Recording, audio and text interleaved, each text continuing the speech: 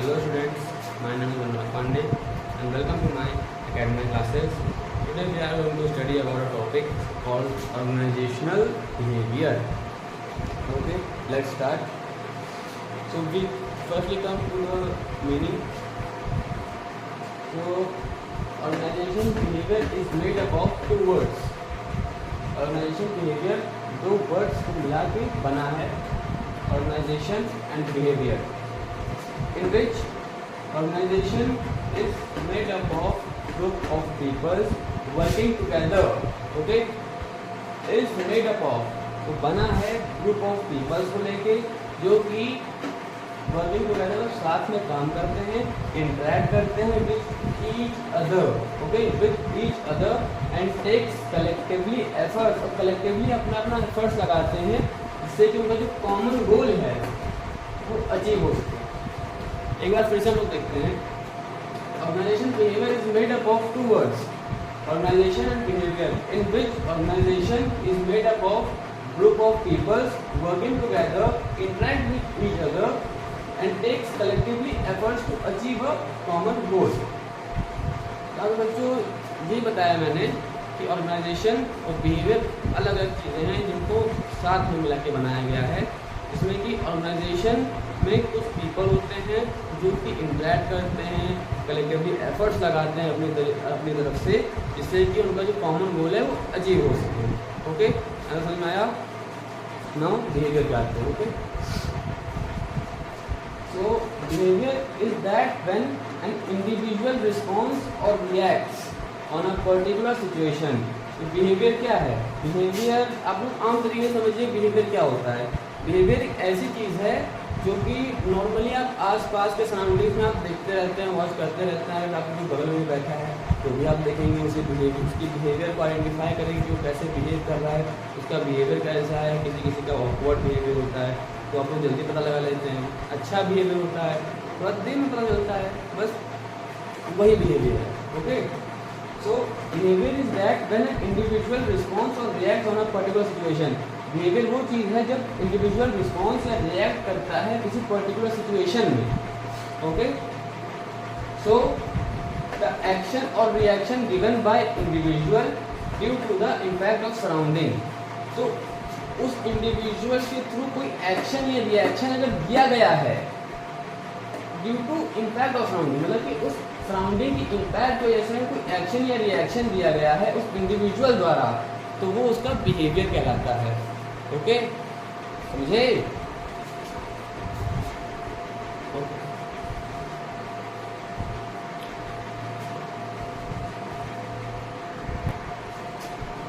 Students, now copy it or note it or take a screenshot, then I will explain you further। So friends, आप लोगों ने मेरी note कर ली होगी। Okay, और अपने कॉन्सेप्ट्स पे कॉन्सेप्ट बताता है कि organisation behaviour is a field of study in which the behaviour of an individual और अ ग्रुप इज इन्वेस्टिगेटेड। मतलब कि ऑर्गेनाइजेशन बिहेवियर एक ऐसी फील्ड ऑफ स्टडी है जहाँ पे ग्रुप और इंडिविजुअल के बिहेवियर्स को स्टडी किया जाता है, इन्वेस्टिगेट किया जाता है। Okay, second point, it is a type of study bye calculating the impact of human behaviour. Okay, तो ये ऐसी टाइप ऑफ स्टडी है जिसको कैलकुलेट किया जाता है जिससे कि ह्यूमन बिहेवियर के ऊपर इम्पैक्ट पड़े, मतलब प्रभाव पड़े। Okay, now next point, organisation understands the environment and calculate which gives a huge impact on individuals। तो ऑर्गेनाइजेशन जो है वो अंडरस्टैंड करता है क्या? एनवायरनमेंट को, कल्चर को, जो कि ह्यूज इम्पैक्ट करता है इंडिविजुअल्स पे। कैसे करेगा इम्पैक्ट? इम्पैक्ट ऐसे करता है कि जैसे एनवायरनमेंट किसी का पुअर है, किसी का रिच है, तो कोई बैकग्राउंड उसका नहीं अच्छा है, किसी का अच्छा है, तो और कोई भी एम्प्लॉयज़ हैं आपस में काम कर रहे हैं तो वहाँ पे कोई एक्सपेंसिव वॉच पहन के या कुछ भी है, फ़ोन वॉच कुछ भी है, आ रहा है अगला है, तो उसमें फ्रेंडशिप नहीं हो पा रही है। क्या वो नहीं हो पा रहा? कोऑर्डिनेशन नहीं हो पा रहा है। तो क्या वो काम कर सकते हैं? नहीं कर सकते हैं। कुछ ना कुछ हायर लोअर का वहाँ पे लगा रहेगा। ओके, कल्चर फॉर एग्जांपल, कोई मुस्लिम है, कोई सिख है, कोई कुछ है, कोई कुछ है, तो इसकी वजह से फ्रेंडशिप नहीं हो पा रही है। फ्रेंडशिप नहीं हो पा रही है तो म्यूचुअलाइजेशन आएगा नहीं ऑर्गेनाइजेशन में, और म्यूचुअलाइजेशन तो सबसे ज़्यादा ज़रूरी है। उसी से कोऑर्डिनेशन होगा, उसी से कोऑपरेशन होगा, और उसी से गोल अचीव हो सकता है। Second point. ओके, ये पॉइंट हो गया। ओके, सो नाउ कॉन्सेप्ट्स हो गए। Discipline that contribute organisation behaviour. Okay बच्चों, तो जो कुछ डिसिप्लिन्स हैं जो कि ऑर्गेनाइजेशन बिहेवियर के अंदर आती हैं या कंट्रीब्यूट हैं। ओके, पहली है साइकोलॉजी। तो साइकोलॉजी क्या है?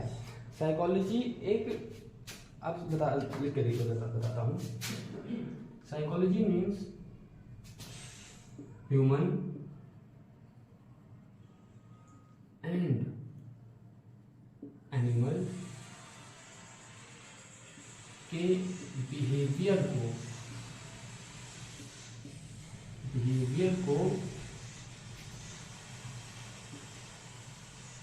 Understand, major and change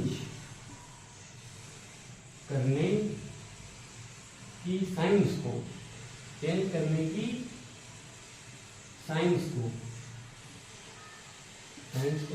psychology बोलते हैं। आप लोग समझ रहे होंगे, ह्यूमन और एनिमल्स के बिहेवियर आ रहा है ना, हम लोग किस बारे में बात कर रहे हैं? Organisation behaviour. एनिमल और ह्यूमन के बिहेवियर को अंडरस्टैंड करना, मेजर करना और उसको चेंज करने को, मतलब कि आपस में चेंज करना उन दोनों के बिहेवियर को। और मतलब कि समझ रहे होंगे कि आप लोग कि जिस वे में मेजर, अंडरस्टैंड करके, एनालाइज करके और फिर रेक्टिफाई किया जाता है विद द डेवलपमेंट प्रोसीजर, उसे साइकोलॉजी कहेंगे। First point. ओके,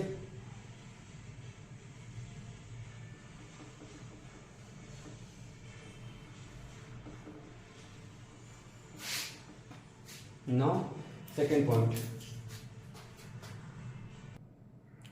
फ्रेंड्स, इसमें 2 पॉइंट्स हैं, 3 और ऐड कर लीजिए।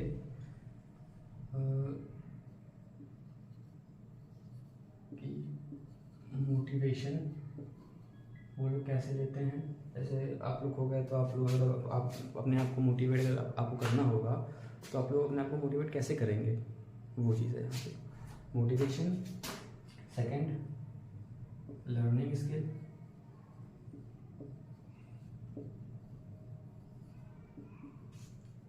थर्ड, आप लोग अपने स्ट्रेस को कैसे मैनेज करते हैं।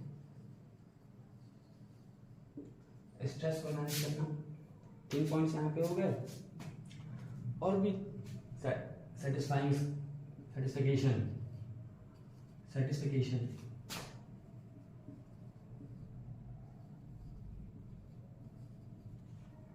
ऑर्गेनाइजेशन के अंदर आप अगर काम कर रहे हो तो आपको मोटिवेटेड रहना होगा।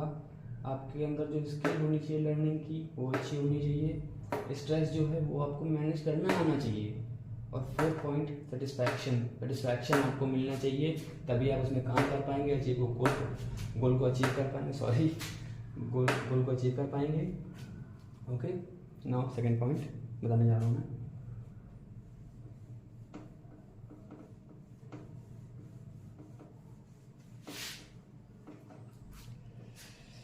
सेकंड पॉइंट ये है सोशियोलॉजी। देखिए, सोशल आ रहा है, पहले सोशल आ रहा है, तो इसमें ज़्यादा कुछ नहीं करना है। इसमें एक साधारण सी स्टडी होती है of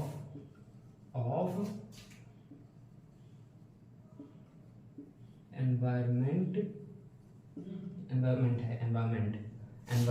study of environment, culture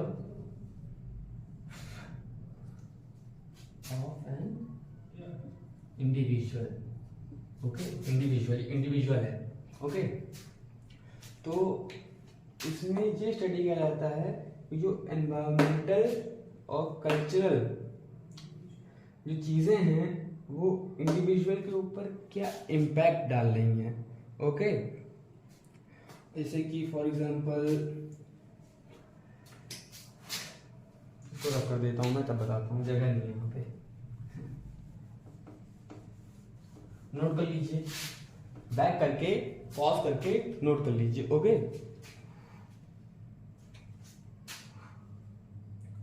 पहली चीज आ जाएगी यहाँ पे ऑर्गेनाइजेशनल स्ट्रक्चर।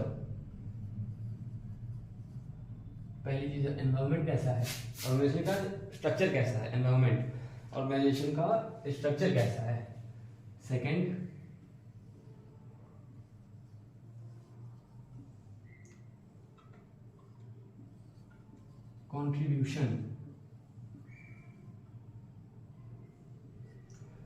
कंट्रीब्यूशन आप उस स्ट्रक्चर में, उस ऑर्गेनाइजेशन में कैसे दे रहे हैं, किस वे में दे रहे हैं, मतलब फॉर अचीविंग द गोल आप क्या कर रहे हैं, क्या एफर्ट्स आप कर रहे हैं। थर्ड,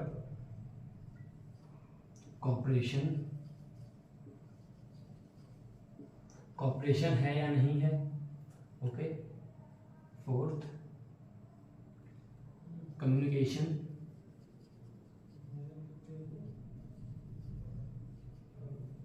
फ्रेंड्स, कम्युनिकेशन जितनी भी चीजें हैं सब में आ जाएंगी। एक पॉइंट आपका ऐसा है जो इन चारों में क्या हर जगह आता है, क्योंकि विदाउट कम्युनिकेशन आप कोई भी चीज मुमकिन नहीं है, कोई भी चीज पॉसिबल नहीं है। यहाँ तक कि माइंड जब बॉडी को कम्युनिकेट करेगा, उसको स्पाइनल कॉर्ड को जब कम्युनिकेट करेगा तभी आपकी बॉडी मूव करेगी, otherwise there is no movement in the whole body. Okay, इसमें एक और पॉइंट ये सब लिख सकते हैं कि आपकी पावर क्या है, मीन्स किस पोजीशन पे हैं आप, एज अ मैनेजर काम कर रहे हैं या फिर एज अ CEO काम कर रहे हैं या फिर एज अ वर्कमैन काम कर रहे हैं, तो डिपेंड करता है। Okay,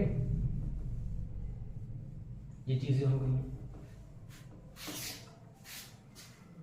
next point is social psychology. Okay, तो social psychology is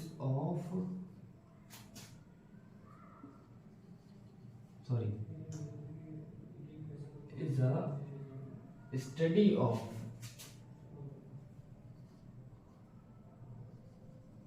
group behavior and group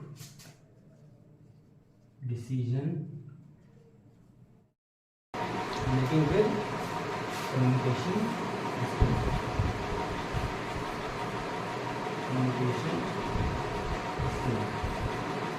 Okay.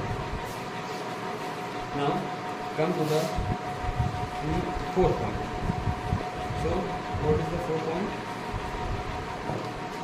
The fourth point is anthropology.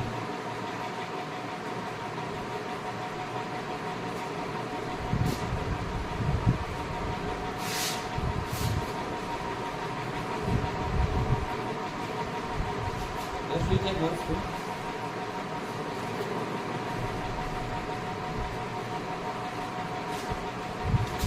Anthropology में ये चीज़ें आ जाती हैं। एट फर्स्ट कि जो मार्कर मिलेगा ये आ जाती है सोसाइटी को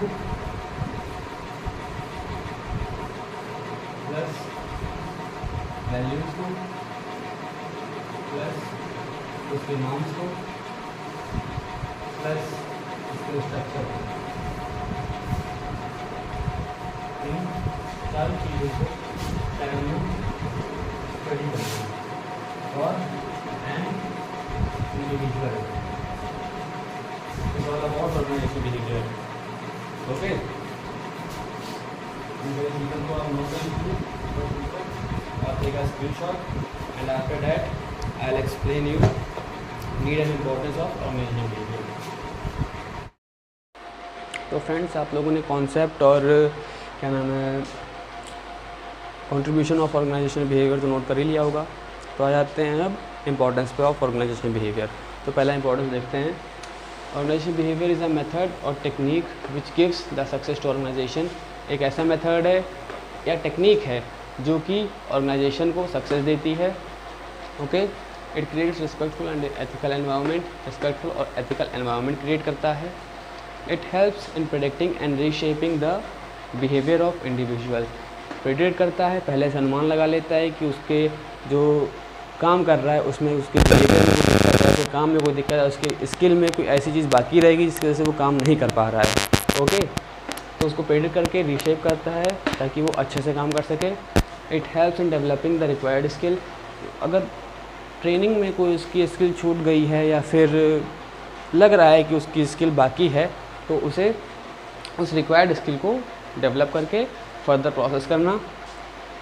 it helps in motivation through promoting activities. Motivation कैसे मिलेगा?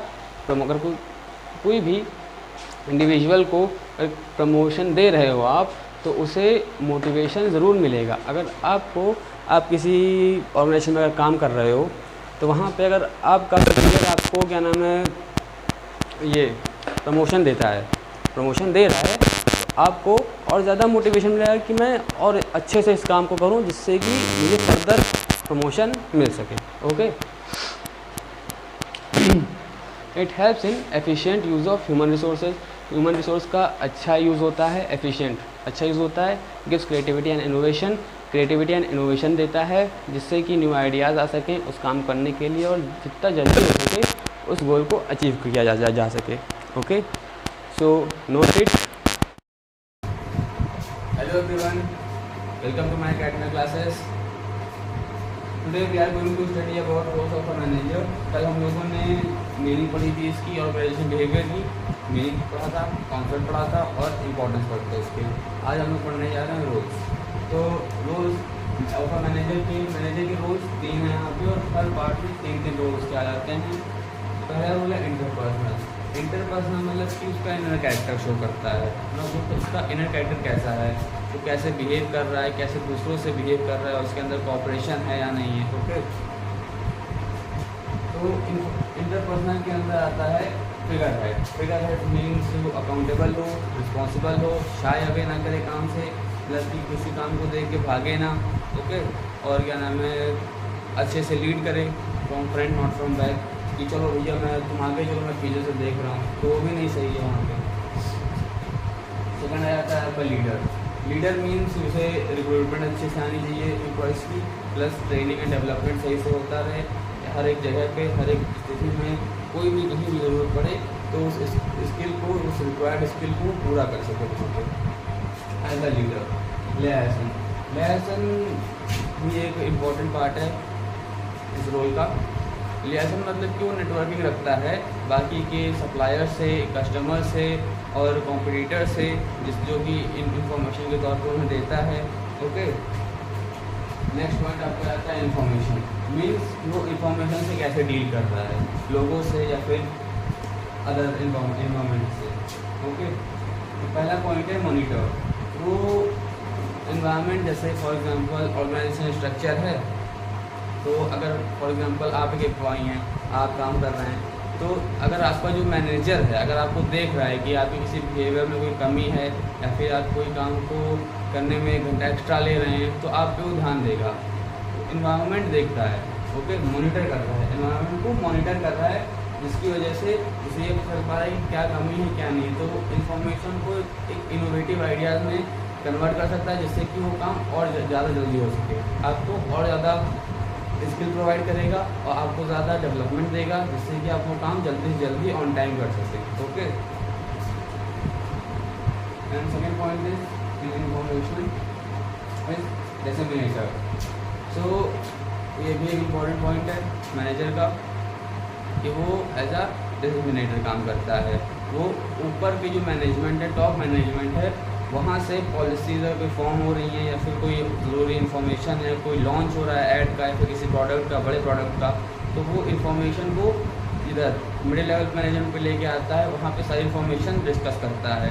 और कोई क्वेरी आती है मिडिल लेवल मैनेजमेंट या लो लेवल मैनेजमेंट से, तो उसको टॉप लेवल मैनेजमेंट तक पहुँचाता है जिससे कि वो क्वेरी ख़त्म हो सके और जो वर्क है वो काम पे हो सके।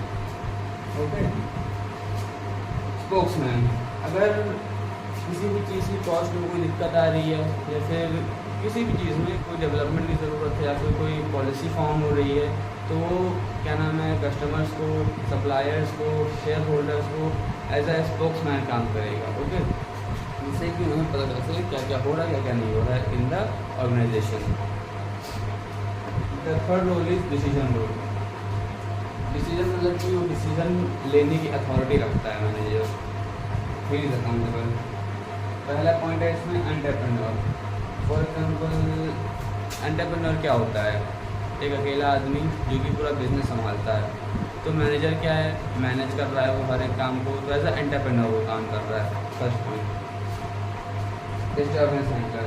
अगर किसी भी तरीके किसी भी प्रकार की कोई डिस्टर्बेंस हो रही है ऑर्गेनाइजेशन में, मशीन नहीं काम कर रही है, रुक जा रही है, तो वहाँ भी कोई जाके देखेगा।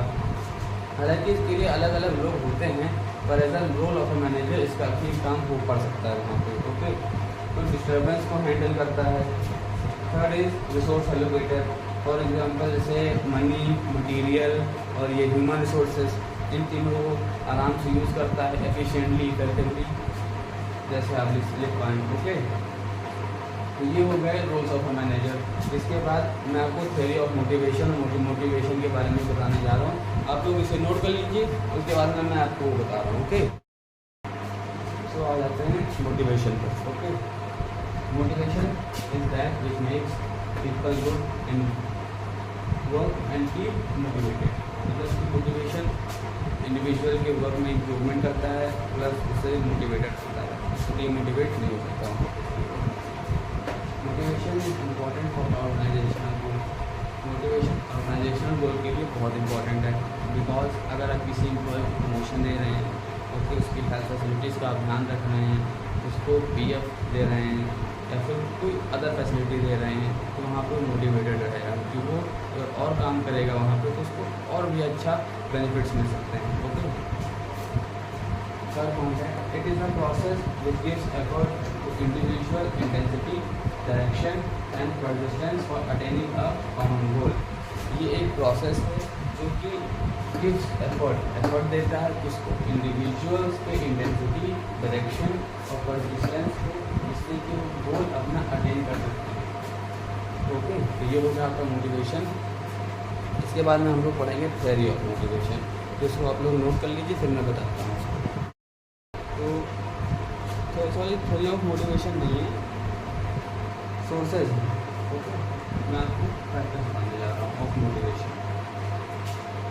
पहला फैक्टर है इंट्रिंसिक मोटिवेशन, सेकेंड फैक्टर है एक्सट्रिंसिक मोटिवेशन। इंट्रिंसिक देखिए नाम से पता चल रहा है, इंट्रिंसिक मतलब अंदर से, from within. Extrinsic means outside से, बाहर से, एक्सट्रिंसिक। ओके, तो इंट्रिंसिक मीन्स आप अंदर से खुद को कैसे मोटिवेट करते हैं, तो उसमें 3 पॉइंट्स आ जाते हैं आपको। पहला है ऑटोनॉमी। ऑटोनॉमी में ये होता है खुद से खुद को मोटिवेटेड रखना, मतलब कि कोई भी गोल सेट कर लेना, उससे मोटिवेट रहना। ओके, सेकेंड है आपका पर्पस।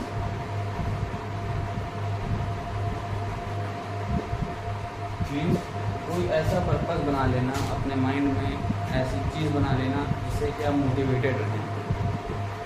मीन्स अगर आप एज एम्प्लॉई हैं, आप प्रमोशन के बारे में सोच रहे हैं, बेनिफिट्स के बारे में सोच रहे हैं एक्स्ट्रा, तो आपको वहाँ पे मोटिवेटेड रहना होगा, तभी आप इसमें बेटर परफॉर्म कर पाएंगे एफिशिएंटली, जिससे कि आपको उसमें गोल में अचीवमेंट हो और आपको प्रमोशन मिले, जिससे कि आप आगे बढ़ सकें। ओके, आपके स्टेटस में इम्प्रूवमेंट हो। और थर्ड मास्टरी।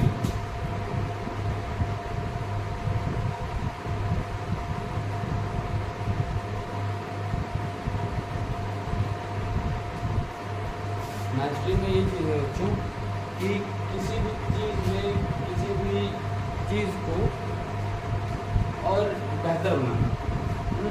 जैसे कि फॉर एग्जांपल क्रिकेट अगर आप खेल रहे हैं, तो अगर आप पर डे उसमें प्रैक्टिस करते रहेंगे, तो आपकी बैटिंग इम्प्रूवमेंट होगी, प्लस फील्डिंग, प्लस बॉलिंग, हर एक चीज़ में इम्प्रूवमेंट होगा।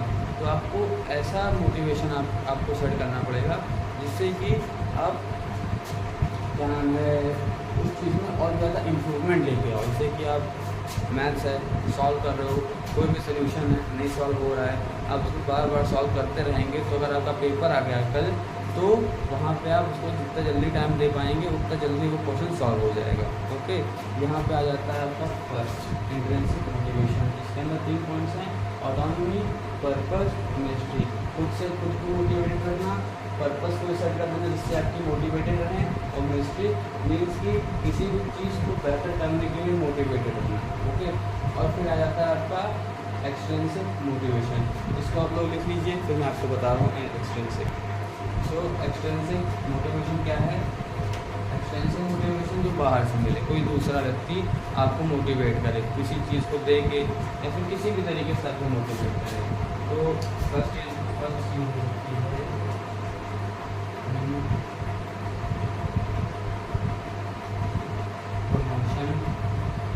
प्रमोशन के थ्रू वो आपको मोटिवेट कर सकता है। कैसे प्रमोट करेगा आपको? आप वहाँ पे और भी ज़्यादा एफर्ट करेंगे, क्योंकि आपको फर्दर प्रमोशंस मिल सकते हैं। ओके, तो आप मोटिवेट रहेंगे। सेकेंड, पनिशमेंट के थ्रू। अगर आपने कोई काम किया है उसमें सही से काम हो नहीं पाया है तो आपको पनिशमेंट मिलेगी, तो आप दोबारा याद रखेंगे कि ये काम ऐसे नहीं करना था, दूसरे वे में करना था, तो आप सही से करेंगे सेकेंड टाइम। ओके, थर्ड है फाइनेंशियली और नॉन फाइनेंशियल।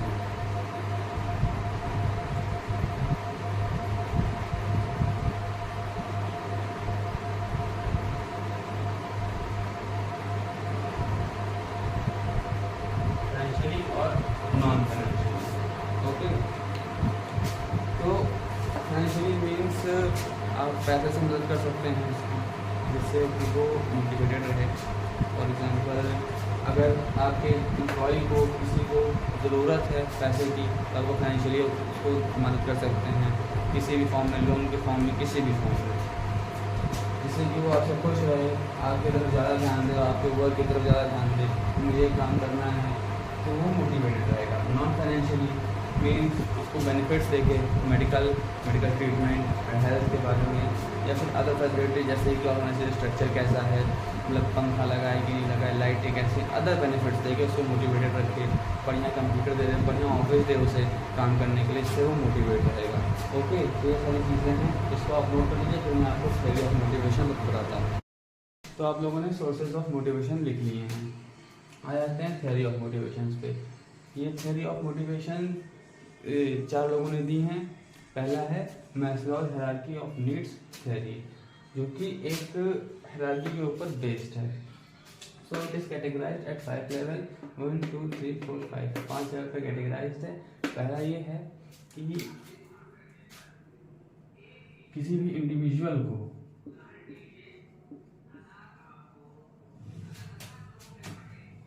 अपना सेटिस्फैक्शन नीचे से ऊपर की तरफ रखना चाहिए। फ्रॉम बिलो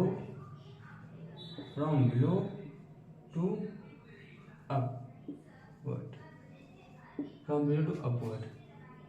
बिकॉज अगर वो बिलो टू अपवर्ड नहीं रखेगा तो जो फॉर एग्जाम्पल साइकोलॉजिकल उसने सेटिस्फैक्शन अपना रखा, तो उस जगह पे वो मोटिवेशन जो उसे मिला है साइकोलॉजिकल का, वो ज़्यादा देर तक नहीं रह पाएगा।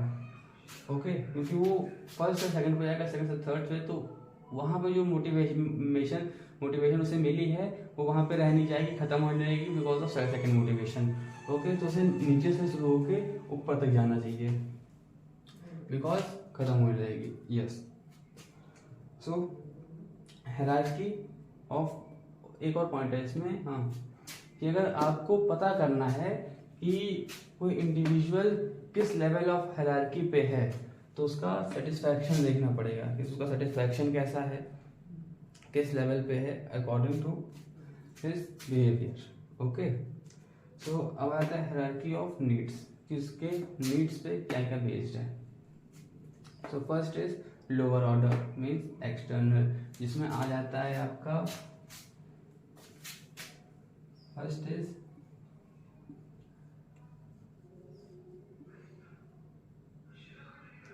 फिजियोलॉजिकल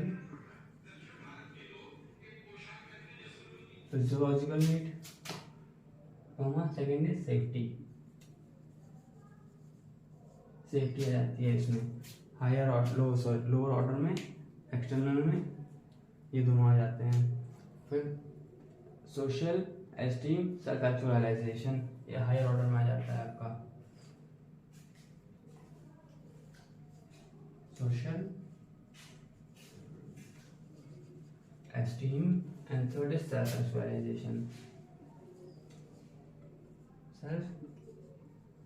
एक्चुअलाइजेशन, ओके ये आ जाता है आपका। अब ये लोग ये चीज़ें नोट्स कर लीजिए, फिर मैं self actualisation, esteem, social, safety, psychological needs के बारे में ओवरव्यू करता हूँ, डिस्कस करता हूँ। तो आ जाते हैं अब नीड्स ऑफ हायरार्की में। तो पहला नीड है साइकोलॉजिकल। साइकोलॉजिकल में क्या आता है आपका इम्पॉर्टेंट थिंग्स मीन्स रोटी कपड़ा मकान, फूड शेल्टर क्लॉथ, ये सब फूड शेल्टर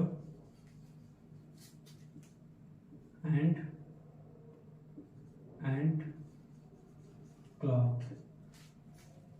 इस समय फोन भी एक नेसेसरी आइटम है जिसको आप लिख सकते हैं, बट यहाँ पे सिर्फ वो चीज़ें आएंगी जो कि मोस्ट इम्पॉर्टेंट है फॉर एन इंडिविजुअल।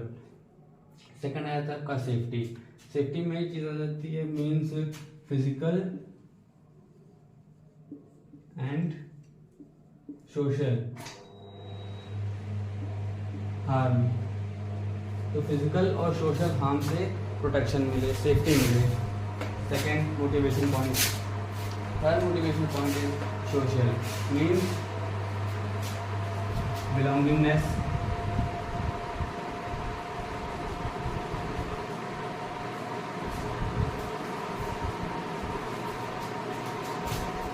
फ्रेंडशिप और and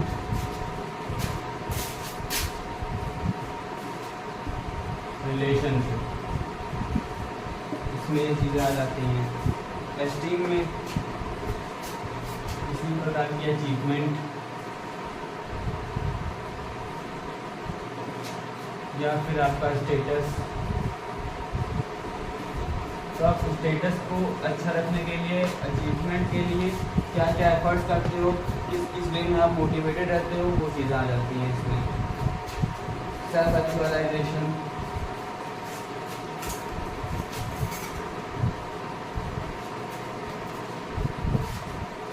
it includes growth, status भी आ जाएगा इसमें एंड अचीवमेंट ऑल्सो।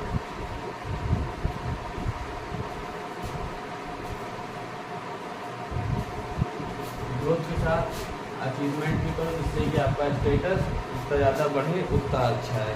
बिकॉज अगर आपका स्टेटस रहेगा, आप हायर स्टेटस पे रहेंगे तो आप सोसाइटी में जा सकते हैं, आ सकते हैं, किसी भी वे में रह सकते हैं, पर due to as a lower status आप वहाँ पे कुछ भी अच्छे से मैनेज नहीं कर पाएंगे। अगर आपको स्टेटस लेना है तो आपको मोटिवेटेड रहना होगा और आपको उस एफिशिएंसी के साथ वर्क करना रहेगा जिससे कि आप उस पर्टिकुलर गोल में अचीवमेंट कर सकें।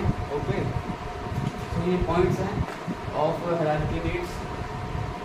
तो इसके बाद we are going to discuss MC Gregor's theory, so please note it.